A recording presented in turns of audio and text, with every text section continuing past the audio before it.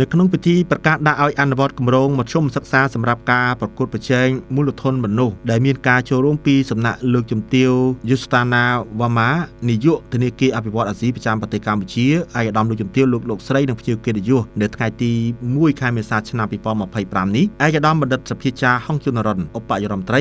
ក្រសួងអប់រំយុវជននិងកីឡាបានថ្លែងអំណរគុណទៅដល់ធនាគារអភិវឌ្ឍន៍អាស៊ីដែលតែងតែផ្ដល់ការគាំទ្រទាំងបច្ចេកទេសនិងហិរញ្ញវត្ថុដល់ការអភិវឌ្ឍវិស័យអប់រំនៅកម្ពុជាតាមរយៈគម្រោងជាច្រើនដំណាក់កាលកន្លងមកចាប់តាំងពីរួមមានគម្រោង USEP1 USEP2 Step Up នៅក្នុងក្របខ័ណ្ឌភាពជាដៃគូដ៏រឹងមាំសុតិធិនិយមនិងស្មោះត្រង់ជាមួយគ្នានឹងផងដែរឯកឧត្តមបណ្ឌិតសភាចាក៏សូមអរគុណដល់ក្រសួងសេដ្ឋកិច្ចនិងហិរញ្ញវត្ថុដែលបានខិតខំកៀរគរហិរញ្ញវត្ថុនិងផ្ដល់ហិរញ្ញប្បទានដល់ក្រសួងអប់រំយុវជនកីឡាសម្រាប់អភិវឌ្ឍមូលធនមនុស្សដើម្បីចូលរួមចំណែកកសាងកម្ពុជាក្លាយជាប្រទេសចំណូលមធ្យមកម្រិតខ្ពស់នៅឆ្នាំ2030និងក្លាយជាប្រទេសអភិវឌ្ឍនៅត្រឹមឆ្នាំ2050ហើយយើងនឹងបន្តខិតខំប្រឹងប្រែងផ្សារភ្ជាប់រវាងវិទ្យាល័យជាមួយនឹងកម្មសិក្សាហើយនៅក្នុងកម្មវិធីនេះដែរក៏យើងមានការសហការជាមួយនឹងសាកលវិទ្យាល័យជាតិគ្រប់គ្រង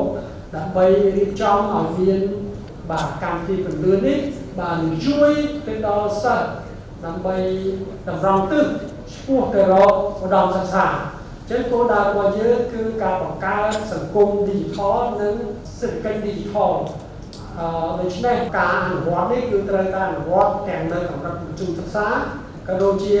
កម្រិតឧត្តមសិក្សាផងដែរជារួមយើងឃើញថាយើងនឹងបន្តខិតខំប្រឹងប្រែងទាំងអស់គ្នាទាំងបណ្ដុះបណ្ដាលគ្រូឲ្យមានគុណភាពវិشេគុណភាពនៃការបណ្ដុះគ្រូគឺសំខាន់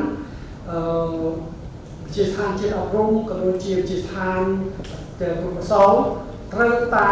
បន្តខិតខំប្រឹងប្រែងកែលម្អកម្មវិធីសិក្សាកម្មវិធីបណ្ដុះបណ្ដាលគ្រូឲ្យបានកាន់តែល្អ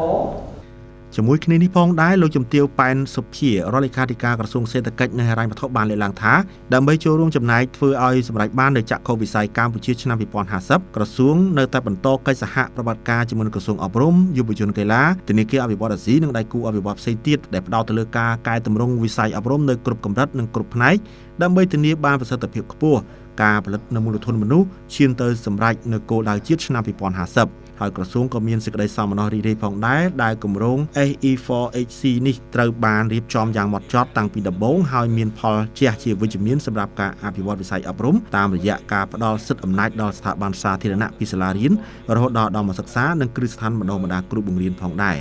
នៅក្នុងឱកាសនោះឯកឧត្តមបណ្ឌិតអ៊ុំរមនីរដ្ឋលេខាធិការនៃក្រសួងអប់រំយុវជនកីឡានិងជានាយកគម្រោង SE4HC នេះបានឲ្យដឹងដែរថាគម្រោងមធ្យមសិក្សាសម្រាប់ការប្រកួតប្រជែងមូលធនមនុស្សបានទទួលឥណទានកម្ចីពីធនាគារអភិវឌ្ឍន៍អាស៊ីក្នុងទឹកប្រាក់$80 លានអាមេរិកនិងថវិកាបដិភាគរបស់រាជរដ្ឋាភិបាល$3.92 លានអាមេរិកត្រូវបានចុះហត្ថលេខាលើកិច្ចព្រមព្រៀងហិរញ្ញប្បទានដោយក្រសួងសេដ្ឋកិច្ចនិងហិរញ្ញវត្ថុតំណាងរាជរដ្ឋាភិបាលកម្ពុជាជាមួយនឹងធនាគារអភិវឌ្ឍន៍អាស៊ីកាលពីថ្ងៃទី17 ខែធ្នូនៃឆ្នាំ2025គម្រោងនេះត្រូវបានចូលជាធរមាននៅថ្ងៃទី6 ខែមីនាឆ្នាំ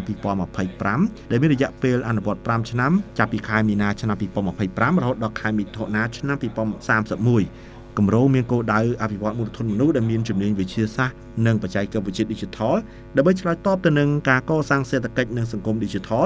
តាមរយៈការពង្រឹងនូវប្រសិទ្ធភាពមធ្យមសិក្សាឲ្យមានគុណភាពមានភាពធន់ទៅនឹងបម្រែបម្រួលអាកាសធាតុសមធម៌ហើយនិងសមភាព Gender